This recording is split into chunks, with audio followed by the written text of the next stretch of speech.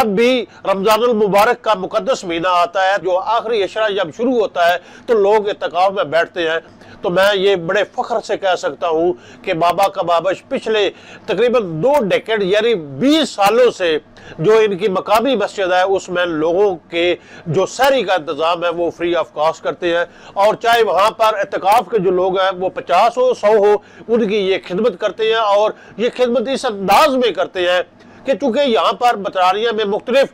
मकतबा फ़िक्र के लोग होते हैं, मुख्तलिफ रेस के लोग होते हैं, मुख्तलिफ कंट्री के लोग होते हैं, उनकी खुराक को मलूज़े खातर रखते हुए ये सारी का बंदोबस्त करते हैं कि अगर कोई अफ्रीकन कंट्री से है तो उसका खाने पीने का स्टाइल डिफरेंट है, अगर कोई पाकिस्तान से है उसका डिफरेंट है, और अगर किसी और कंट्री का है तो उसका डिफरेंट है।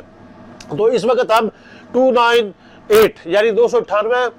बाबा कबाबश की हम किचन में मौजूद है, ताकि आपको बता सके कि यहाँ पर किस किस्म की सफाई है और किस किस्म का यहाँ पर फूड तैयार किया जाता है।